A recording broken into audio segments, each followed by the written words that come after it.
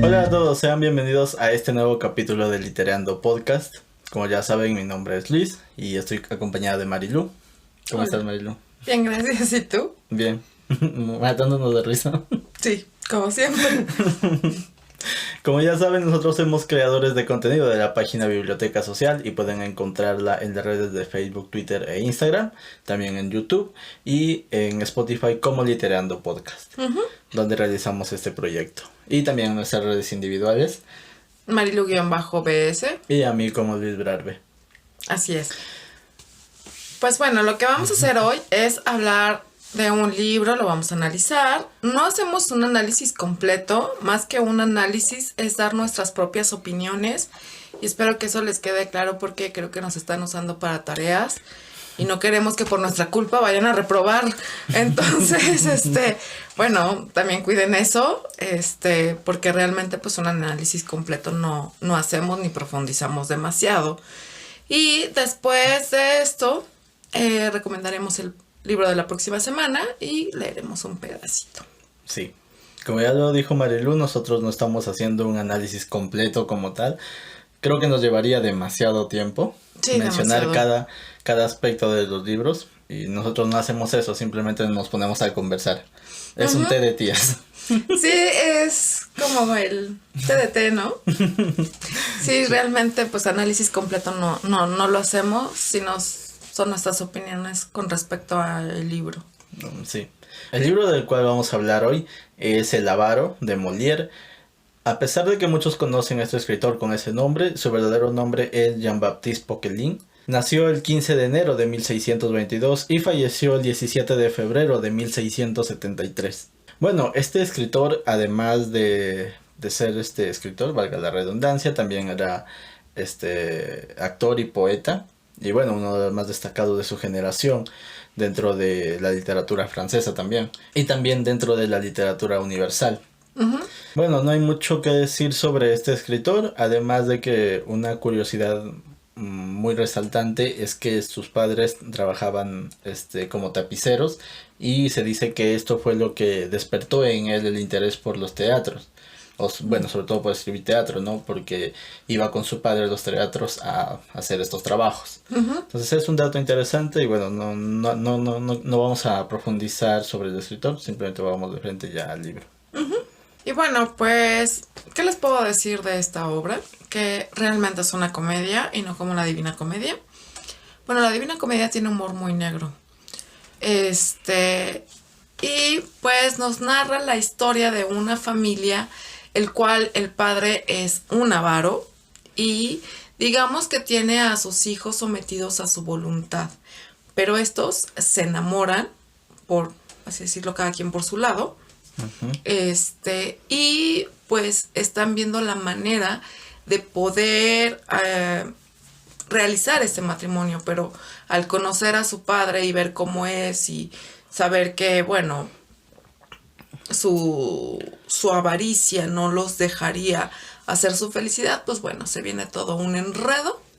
Y hasta ahí les dejo para no ser más spoiler, porque la verdad es que está muy, muy interesante, muy divertida, pero los temas son muy, muy buenos y creo que se pueden poner un poquito en la actualidad. Sí. Bueno, como ya saben, nosotros empezamos con los personajes de relevancia, de menor a menor, por así decirlo. Así que bueno, vamos a hablar como primer personaje del señor Anselmo, el cual no tiene mucha participación a lo largo de todo el libro, pero digamos que su acto principal es justamente en las escenas finales. Y creo yo que es el eje principal sobre el cual gira el trayecto de la historia. Sí, es el giro total que le da a la historia, porque pues realmente digamos que su participación o el que se involucre es como llegar a un clímax y ser felices, ¿no? Claro, aunque te soy sincero, si bien es cierto, es una comedia y representa ciertos aspectos ridículos, por así decirlo, en esta parte referente al señor Anselmo, que en realidad es el señor Don Tomás de Albursi. De Albursi, sí. Sí, creo yo que es muy muy ridículo esto de que toda la familia haya estado viviendo casi cerca en 17 años y no se hayan visto. Sí, es como extraño, Sí. pero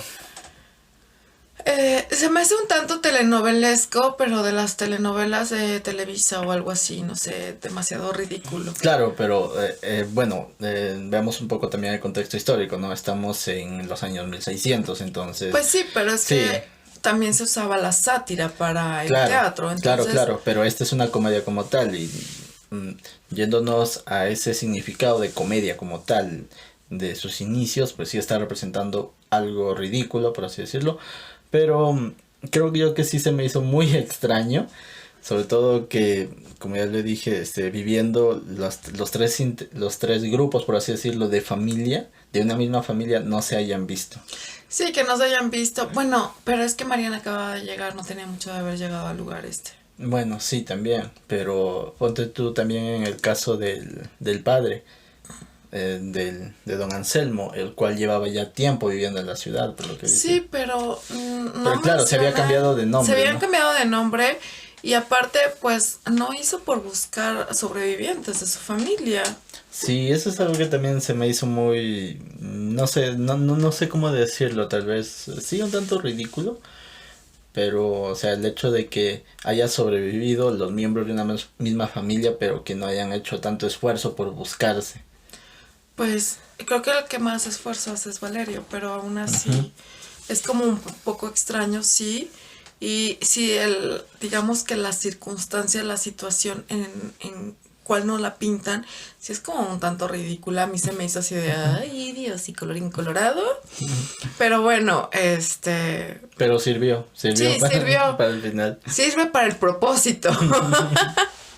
Pero bueno, finalmente sobre el señor Anselmo, quiero rescatar que es un buen padre. Hasta cierto punto también, porque no hizo lo posible por buscar a sus hijos. Pero fue un buen padre ya viendo los hechos finales de la obra, ¿no? O sea, viendo cómo quiere pagar los dos matrimonios y cómo también le paga incluso al comisario. Entonces, Sí, todo es muy interesante, la verdad es que sí. el siguiente personaje es Fletcher, o también en algunos libros está como Flecha.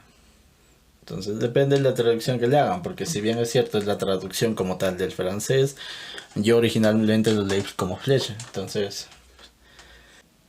Es un tanto cómico su manera de comportarse, digamos que con el papá de su amo, por así decirlo, de su señor. Porque digamos que lo hace rabiar, lo hace enojar, ¿no? Y lo pica para que se enoje más y lo está molestando. Entonces, esa parte es como muy chusca, pero también es como muy leal al hijo, ¿no? Del patrón, por así decirlo. claro, a Cleanto. A Cleantro. Sí, se le ve muy leal y sí tiene escenas muy cómicas, obviamente, con Harpagón, el cual es el avaro.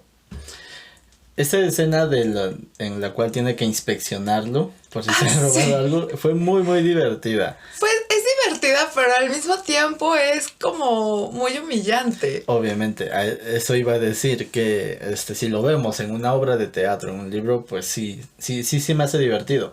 Pero ya viéndolo lo real, ya viéndolo de forma social, por decirlo, sí es muy humillante. Porque hasta llegar a ese punto de tener que revisar incluso hasta los calzones que trae. Sí, es O como, sea, yo dije, nada más falta que le revise los calzones. Y le revisa los calzones, yo así de, ¡no! Eso fue así como que, no le meta mano, señor. Fue divertido, sí, como tú dices, pero sí traerlo hacia la realidad, sí es un tanto humillante. Y creo que ya lo habíamos comentado en alguna ocasión en algún podcast, que se veían en ciertas tiendas que los trabajadores al salir los revisan. Entonces sí es como humillante. Pero bueno, no quiero más ahondar en ese tema. Pero bueno, no sé, a mí se me hizo muy cómico el personaje, muy chispa. sí, a pesar de que sí tiene ese lado un tanto de antagonista, por así decirlo. Pues no es tanto antagonista. No es el antagonista como tal, pero Como digo tal. que tiene un lado como medio antagonista, medio villanesco. Sí, con el papá, obviamente. Sí, sobre todo, ¿no? Y no quiero justificarlo, pero bueno, también cómo lo tratan, ¿no? y cualquier persona se va a resentir o se va a indignar si es tratada así. Sí, O sea, obviamente, o sea, qué falta de confianza, si está sirviendo a su hijo, si le está ayudando y todo, ¿por qué ser así, no? y además cuando no tiene pruebas de que él haya robado algo. Exacto, y eso de que lo corra así de a la calle, vete a esperarlo allá del otro lado porque aquí no te quiero, me vas a robar algo. O sea, espérame, ¿no? ¿Qué te pasa? Bueno, ahora antes de entrar en los personajes, digamos que en el círculo de los 5 personajes relevantes, hablemos un poco de la historia. La historia se desarrolla en Francia, en el siglo XVII, si no me equivoco. Ujú, Y bueno, es aquí que nos presenta al avaro, que es Harpagón, el cual tiene 2 hijos, como ya lo habíamos mencionado, Elisa y Cleanto, ujú. los cuales se querían casar con sus novios, enamorados, por así decirlo. Y bueno, estas parejas, cada uno por su lado, no tenían, no venían de familia, digamos, con dinero. Reconocida, por así Claro, decirlo, porque reconocida, por también ser. sí, muchas veces si tenías, no sé, el título de conde, marqués, Claro, X, también. aunque no estuvieras con una posición económica muy alta, por el solo título se hacían los matrimonios. También. Entonces, el padre dentro de esta historia quiere casar a los hijos con personas que le iban a dar, mejor dicho, que iban a aumentar su riqueza. Ajá. Pero los hijos no querían, obviamente. Y bueno, es aquí cuando se desarrolla la historia. Y el siguiente personaje es Mariana, la cual es la novia de Cleanto.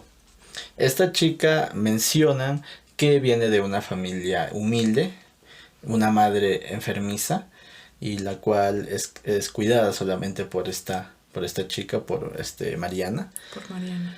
Y algo que me gusta, pero no, digamos que no fue resaltante tanto en el libro, es que se mencionan sus características personales, los valores que tiene, Ujú. y sobre todo lo amable que era. Sí, de hecho hablan mucho sobre cómo es que trata a su mamá que está enferma, que está a su cuidado, que a pesar de que pues muchas veces estar con un enfermo no es fácil, pues ella no reniega ni mucho menos, ¿no? Al contrario, tiene toda la paciencia del mundo para estar con su mamá, para dedicarle su tiempo.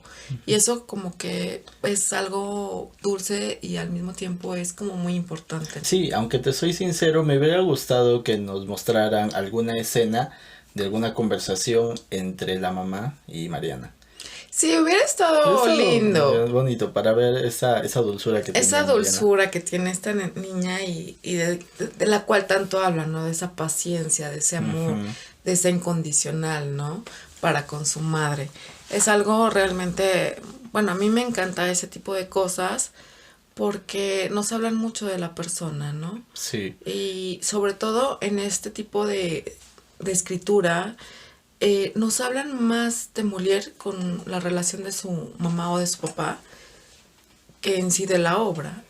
Recuerden que muchas veces el escritor escribe sus vivencias. ujú, Entonces es una forma de ver a través de una narración las actitudes que se resaltan en el escritor. sí, Entonces yo creo que esta es una de ellas. sí.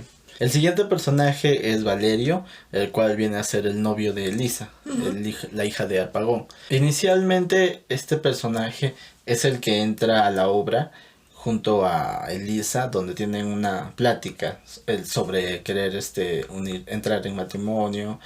Y bueno, eso. Pero más adelante en la obra ves al personaje dándole la razón a Harpagón, al avaro. Entonces es un personaje que en ese momento, cuando le da la razón a Harpagón, digamos que no lo quieres tener cerca. Es un personaje del cual marcas distancia, a pesar de que se muestra muy romántico con Elisa.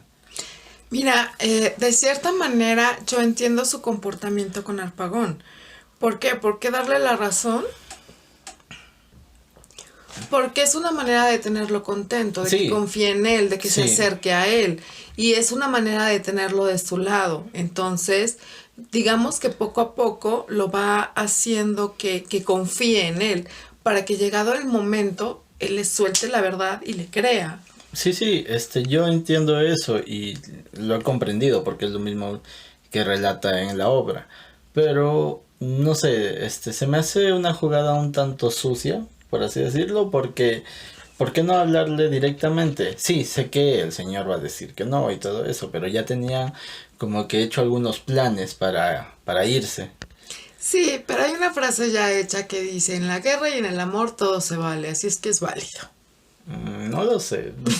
Sí, yo lo sé y también estuve, ¿cómo te diré? O sea, cuando veía que le daba la razón, pues sí, era es como un poco desconcertante porque dices, bueno, o sea, ¿por qué no le dices realmente lo que sientes por su hija? ¿Por qué no das a entender que tú amas a ella y que estás luchando por ella? Pero digamos que es una parte prudente del personaje Sí, darle la razón y tenerlo como apaciguado porque viene lo peor, ¿no? Me estoy pensando en fugar con su hija y cuando se entere, pues viene todo el, ¿cómo se llama? Pues el desenlace. no, el desorden, ¿no? Es como ir apaciguando el agua.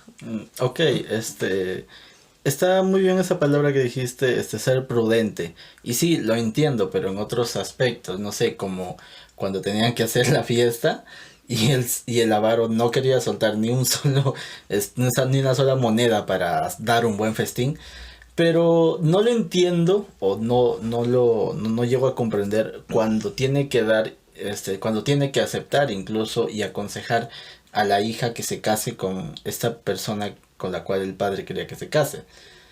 En ese aspecto no lo entiendo. En otros sí, porque no está involucrándose, digamos, de manera sentimental. Pero en este caso sí. Entonces no lo veo Bueno, tan es que adecuado. mira, le empiezo a dar ciertas razones y la única razón válida que es para el papá es que no le estaban pidiendo la dote de la hija, sino que Sí, la hija iba sin dote. Y él le decía, pero es que su hija debe de estar enamorada y debe de ser feliz y tiene que usted buscar la felicidad de su hija, aunque este tipo tenga quién sabe cuántos años. O sea, realmente eso está como intentando hacerlo entrar en razón que la hija necesita tener una felicidad y a lo mejor su felicidad no sea un hombre mayor.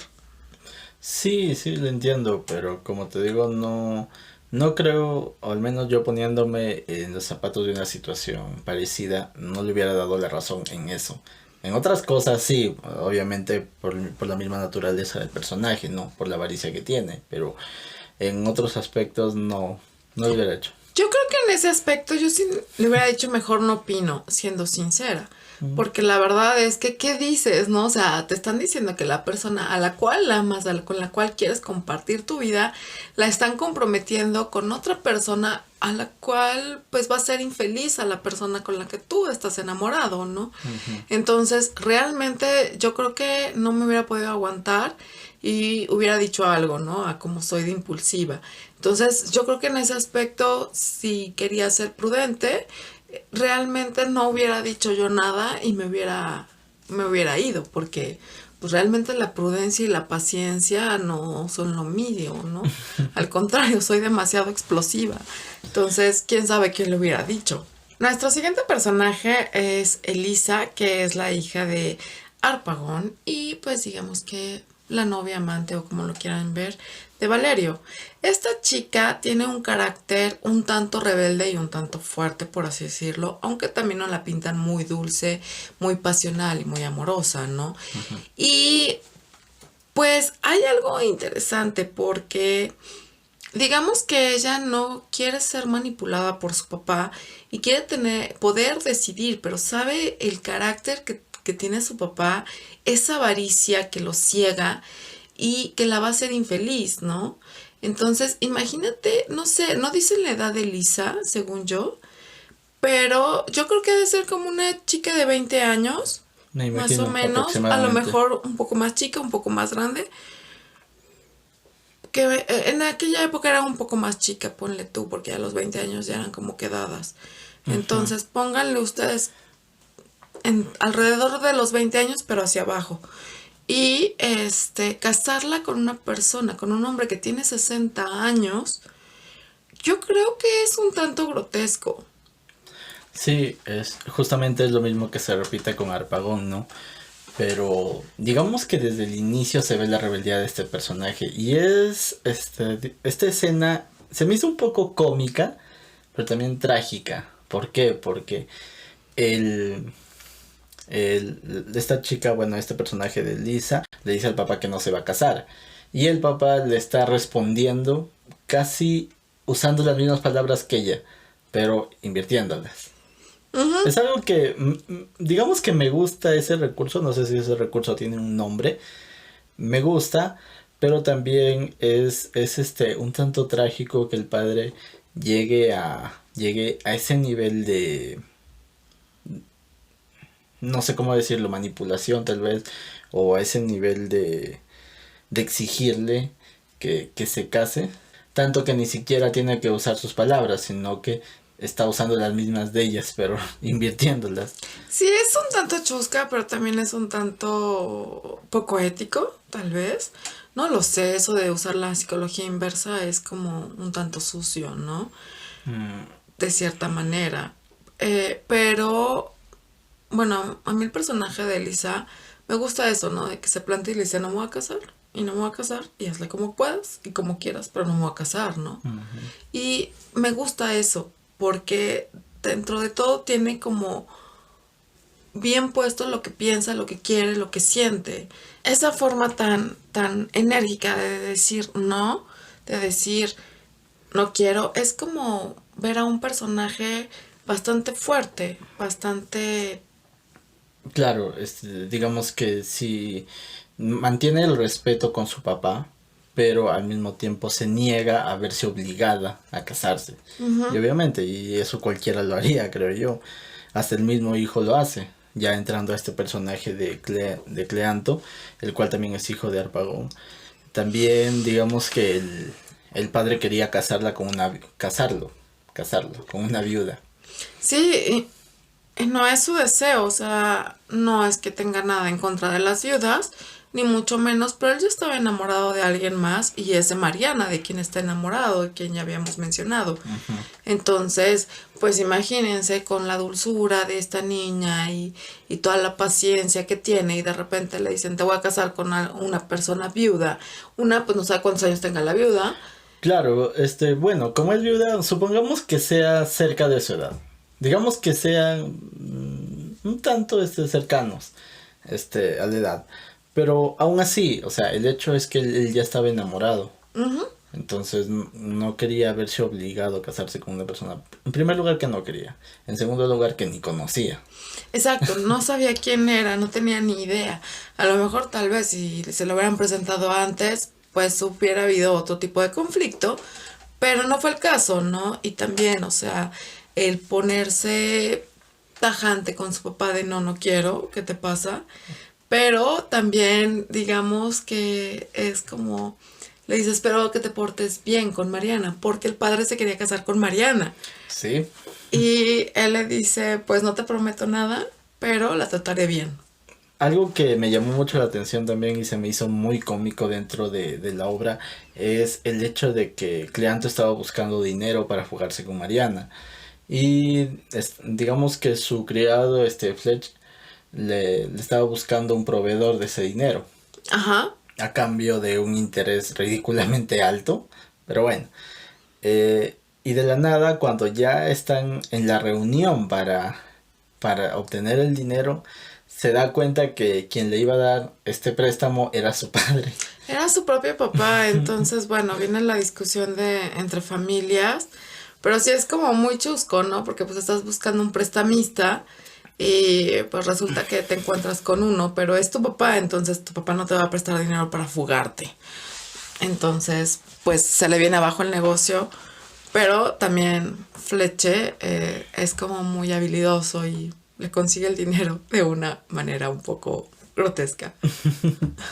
Por decirlo menos.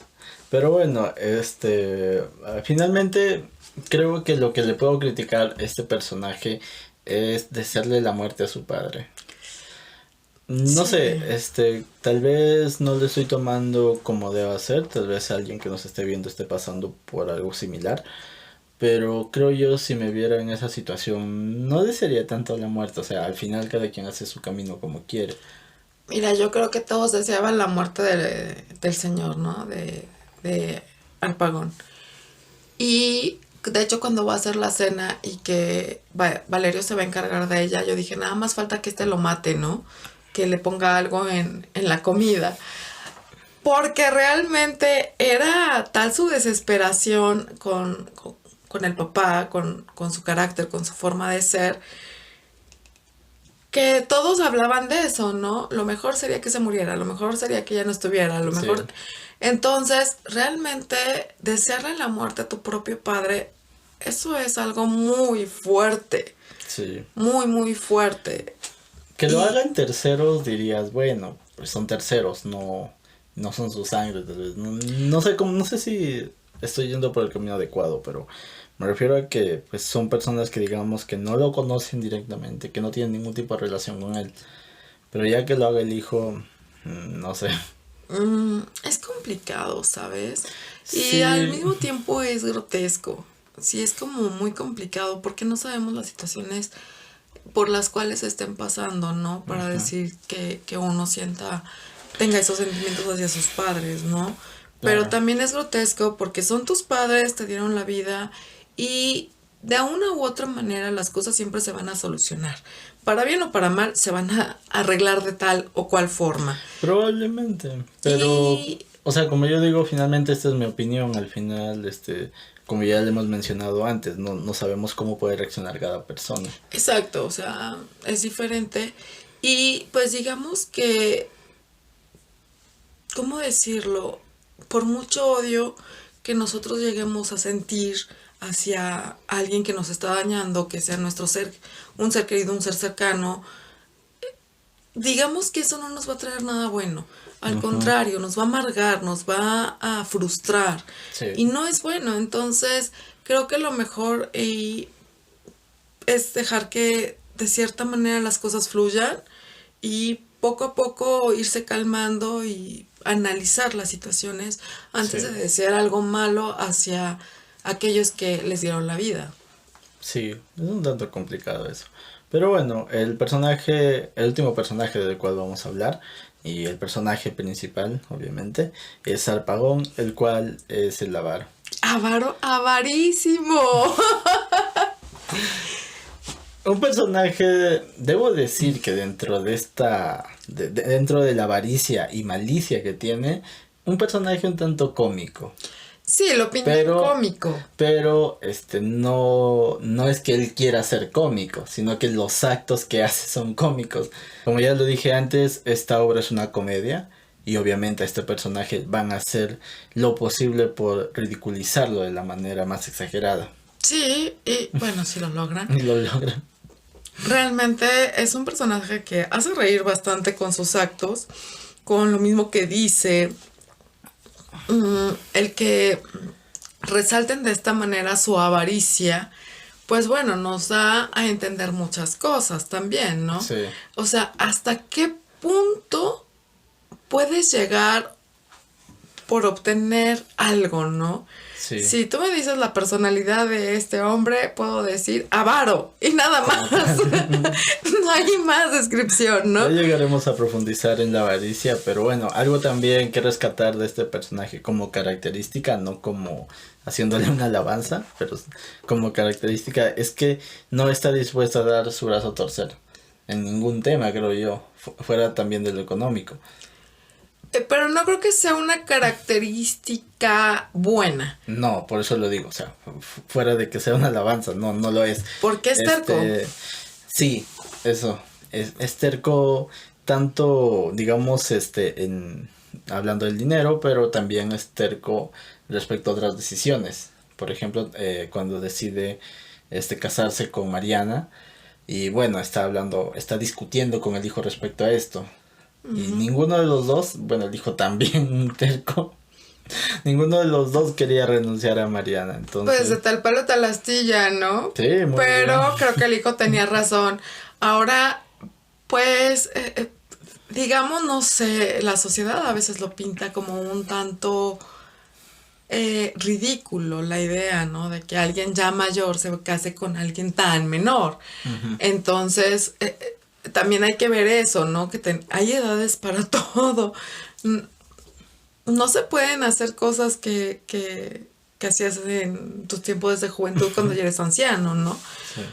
Ya llegaremos a eso, pero bueno, vamos a pasar a hablar un poco de los recursos literarios antes de entrar ya de lleno a los temas. Y bueno, como ya lo mencionamos, es una obra de teatro, como ya lo dijimos antes, está dividida en 5 actos y en 44 escenas. Uh-huh. Uh-huh. Y también, ya lo mencionamos, es un drama y una comedia. Y una comedia, o sea que trae las máscaras de la tristeza y de la sonrisa. Okay. A mí me gusta mucho esa, es la representación genial del teatro.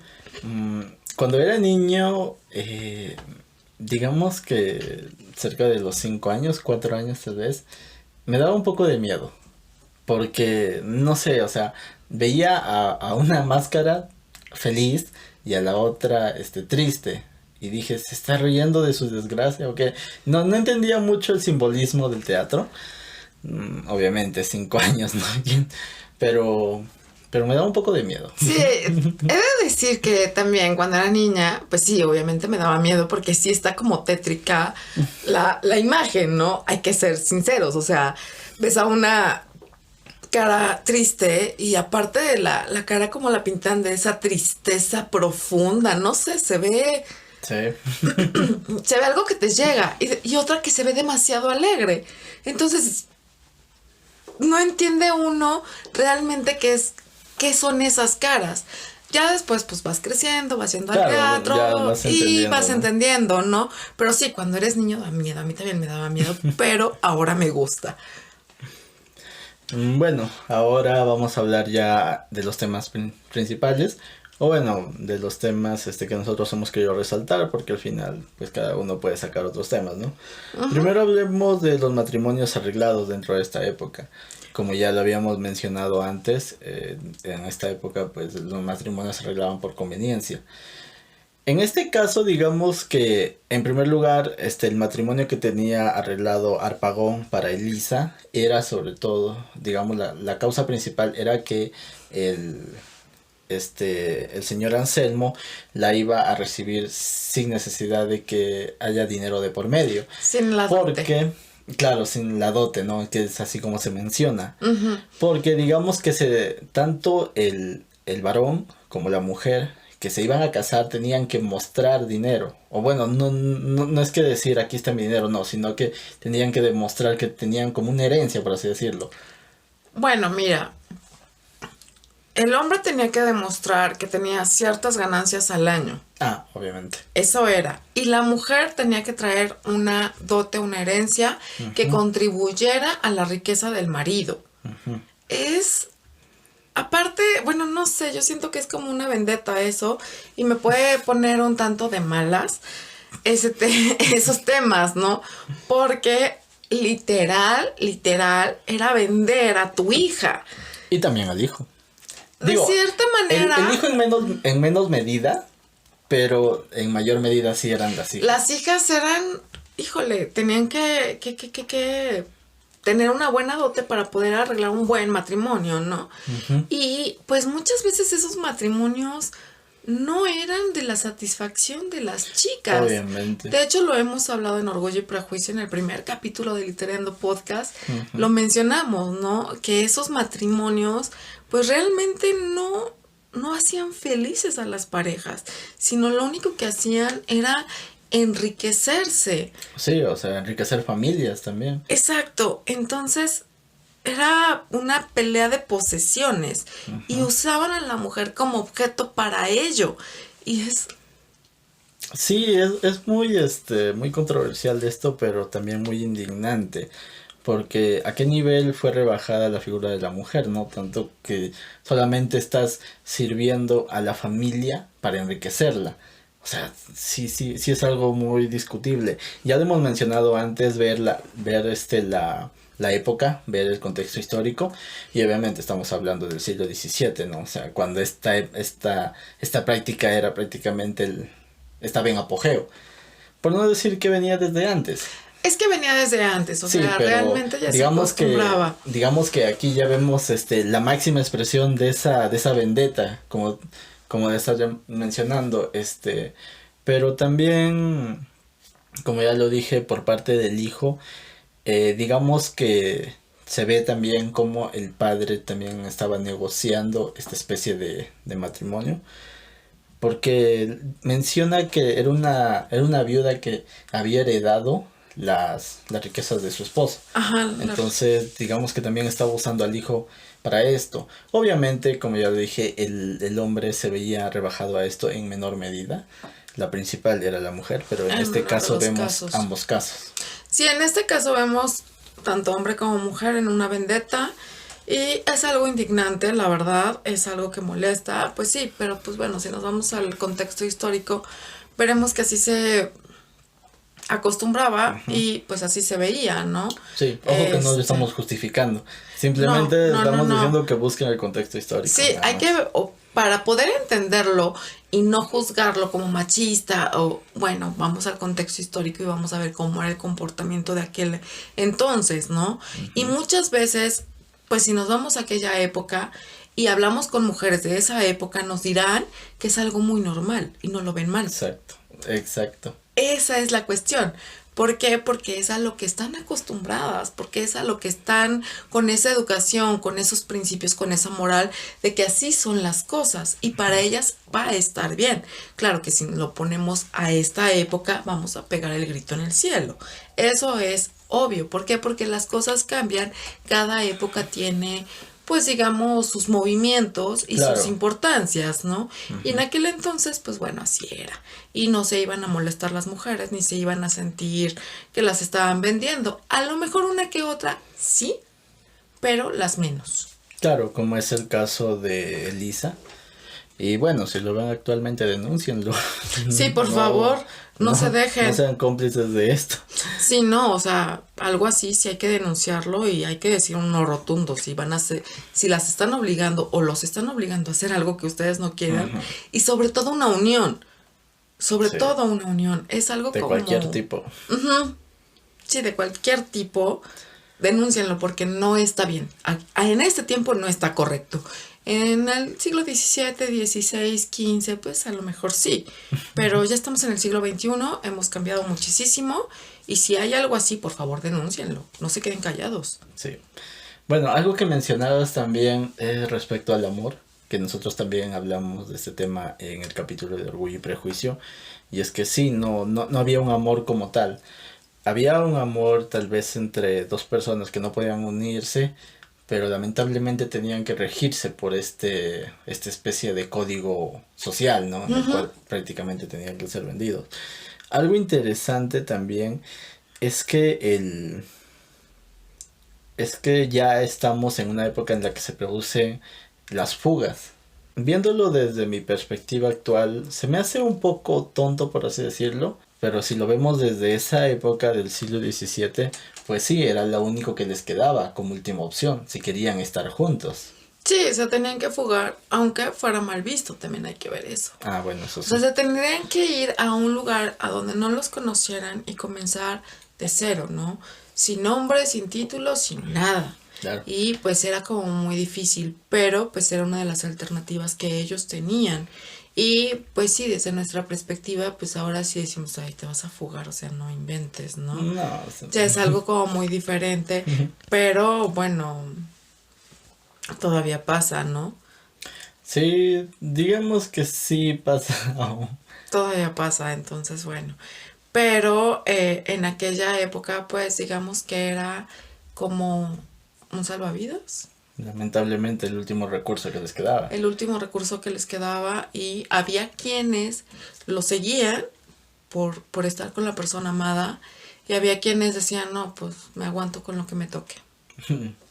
Lamentablemente. Y bueno, el último tema del cual queremos hablar es la avaricia. Obviamente el tema principal. El tema principal. No es como que vaya a ser el tema principal del amor, no.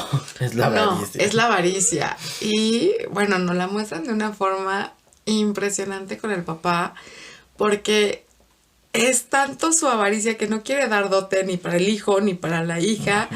Quiere matrimonios bien arreglados, el cual él se beneficie con esto y no sus hijos. Y quiere invertir lo mínimo posible. Ajá, y aparte, o sea, él también se quiere casar, pero quiere que la niña traiga también su dote. O sea, de ella sí exige una dote, ¿no? Sí. Entonces digamos que la casamentera le dice ciertas mentiras, ¿no? Para que caiga, pero pues no sé, realmente, ¿qué nos puede, a dónde nos puede llevar la avaricia? En este caso yo creo que no nos lo dicen en la obra, pero realmente ves cómo Harpagon se va quedando solo, porque Sí. ni los hijos, ni los criados, ni nadie lo soporta. Claro, es que toma una actitud tan a la defensiva de sospechar prácticamente de todos, incluso de sus propios hijos. Sospechar a ese nivel que le recrimina todo lo que gastan. Y digo, eso sí es recriminable, sí, pero cuando tienes el dinero limitado. Pero bueno, también un poco cuando tienes dinero, pero al final pues trata de darles lo mejor a los hijos, ¿no? Pero llega a sospechar incluso que los propios hijos quieren aparentar que él tiene dinero y que cualquiera puede venir a matarlo y robárselo. Digamos que saca conclusiones muy avanzadas y un tanto fumadas, por así decirlo, no sé, muy Pues imaginativas. sí, sí, y de hecho, bueno, una de las cosas que se queja son de las pelucas, ¿no? Que el cabello natural es lo mejor, que porque tiene que usar las pelucas. Bueno, pues era lo que se usaba en aquella época. Y no usarlas, pues era así como... la gente los iba a ver como bichos raros. Entonces también eso, pues quieras que no, es cierta discriminación. Y ellos no lo iban a permitir. Ahora, Sí. como padre, quieres lo mejor para tus hijos. Ujú. Y no te va a importar si le tienes que comprar una peluca o cierto vestido, ciertas Claro. cosas. Y más cuando tienes el recurso. Cuando tienes el recurso, pues no te pesas. Y muchas veces cuando no lo tienes, los papás hacen hasta lo imposible por darnos lo mejor. Pues más cuando lo tienes, ¿no? O sea, sí. Y en este caso, pues se lo recriminaba. Ahora, otra parte también muy interesante, ya lo comentábamos, es cuando está en esta conversación con Flecha. Y, o sea, llega a ese punto de humillarlo por la sospecha que tiene. Sí, es que sospechaba de todo el mundo realmente, pero no lo pintan con Fleche de que pues casi le baja los pantalones, el jubón y el calzón y las agujetas y demás, ¿no? Casi lo encuera, entonces es como un tanto grotesco, o sea, llegar a ese grado de sospecha de que todos quieren robarle, de que todos quieren su dinero. Entonces, pues realmente ver esa dinámica con Fleche, y no nada más con Fleche, sino con todos, ¿no? Claro. De hecho, cuando va a ser la fiesta, que fue lo que me atacó de la risa. Eso quería mencionar, lo de la fiesta. Sí, uno de los sirvientes, pobrecito, decía que su pantalón, no sé. No recuerdo bien lo que nombre. menciona, pero tenía la parte de atrás rota. Rota, tenía un hoyo y decía que se le veía. Y yo dije, bueno, pues si te quieres quedar bien, pues le cambias el uniforme Claro, o sea, al final si quieres dar una fiesta bien vista, por así decirlo, pues le compras otro traje al... No sé qué era, creo que era una especie de mayordomo o algo así. Pues el No sé. mayordomo se supone que era Claro, Valerio, pero digo, es una pongamos especie. es un mayordomo o Bueno, algo ya, así. bueno, supongamos que era un mesero. Un mesero. Por así decirlo, no recuerdo exactamente. Pero bueno, si quieres dar una fiesta visualmente atractiva, por así decirlo, le compras otro uniforme, otra vestimenta y ya. O si quieres ya mandas a parchar esa parte. Sí, por lo menos le Mandas a pones una coserla o algo costurita, así. pero no, le dice, pues tú te pones contra la pared. Y yo así, o sea, pobrecito, no se puede mover porque se le van a ver las pompis. Entonces, realmente es como una escena muy, muy chistosa, pero nos muestra el grado de avaricia, ¿no?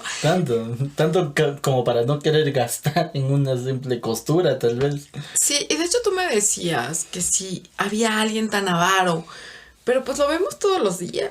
O sea, no quiero decir ni quiero generalizar, pero los políticos son bien avariciosos también, ¿no? Sí. Entonces, pues sí, realmente la avaricia es un tema de hoy y realmente creo que es un problema de la sociedad del cual deberíamos de tratar de fijarnos más para arreglarlo, no para engrandarlo, porque pues ya el problema de por sí es grande y es algo bastante feo y lo vemos en esta obra, la verdad, pero yo creo que sí para tratar de darle una solución, ¿no? Sí, ya lo mencionaba yo antes, no recuerdo si aquí en el podcast, en una conversación personal, y es que, o sea, al final cada persona sabe cómo se ganan los frijoles, o sea, cada uno sabe cómo le hace, cada uno sabe cómo producir y cómo gastar su dinero, pero de esta forma como nos pintan Harpagon, un tanto ridícula, lamentablemente sí hay personas así. Y el problema no es tanto en la persona, sino en cómo afecta a los que están a su alrededor. Sí. Ya lo mencionabas tú, que es tanta esta avaricia que llega a quedarse poco a poco solo. Sí, es que realmente te lleva a eso, ¿no? Eres tan egoísta, esto es mío, mío, mío, que pues todos dicen, pues quédate con eso y ahí nos vemos, ¿no? Yo voy por otro lado, busco mi vida, qué sé yo, ¿no? Ujú. Pero pues imagínate como padre ver que tus hijos te abandonan, pues yo creo que debe ser algo Claro. doloroso y algo fuerte. Pero ¿qué otra te queda como hijo cuando ves que tu padre no da nada por ti?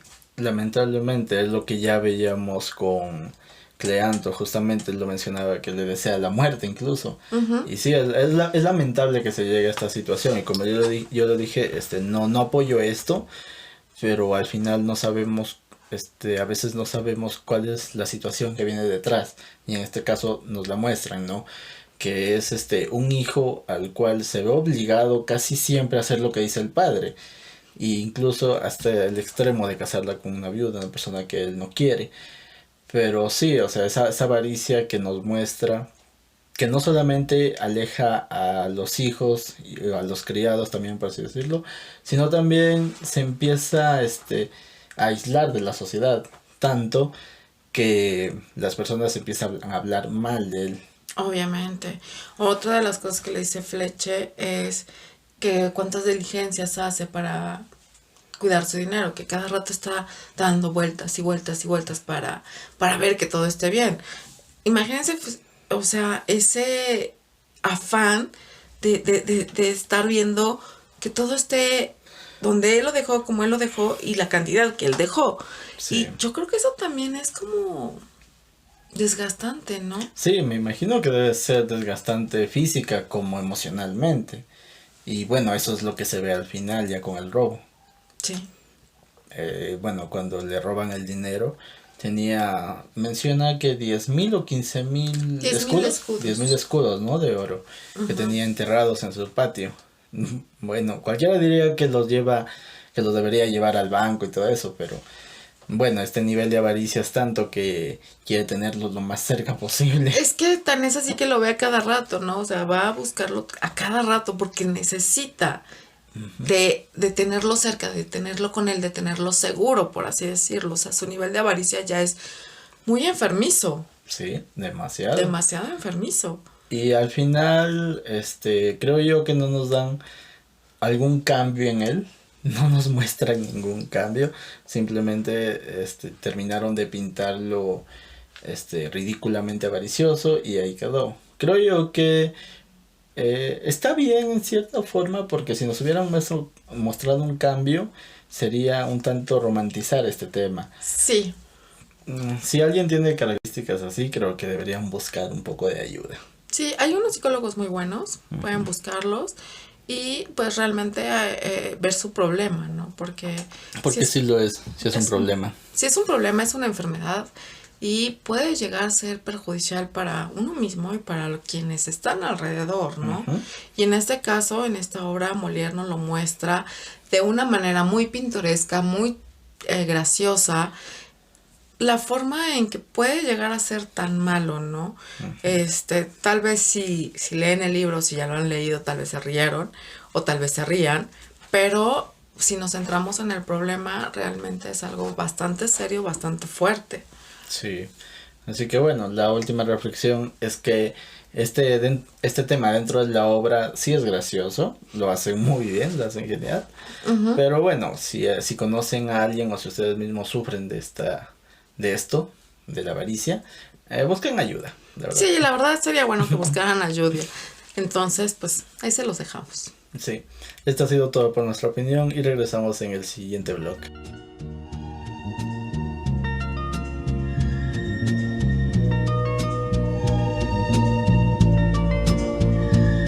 Ya estamos de regreso aquí en Literando Podcast. Y bueno, el libro del cual vamos a hablar la siguiente semana es el que están viendo aquí. Es de la saga de Star Wars, Cosecha Roja. Así es. Y para que se interesen por la lectura, Marilu les va a leer un pequeño extracto. Bueno, a ver, con permiso, ¿eh? Uh-huh.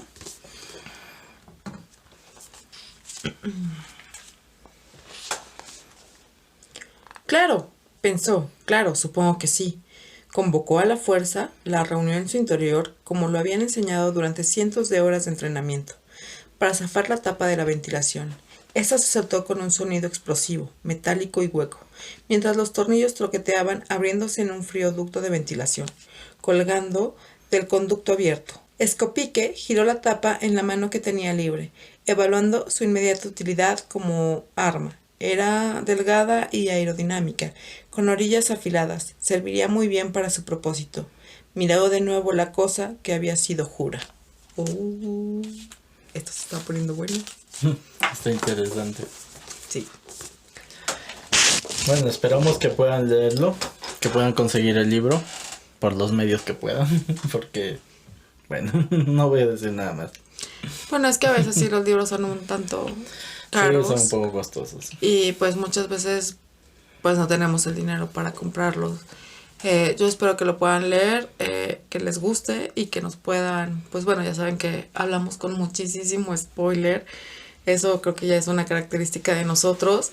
Entonces, pues realmente que lo puedan leer para que no les hagamos tanto spoiler y puedan seguirnos. Sí, aunque tratamos de no decirlo, pero a veces es inevitable.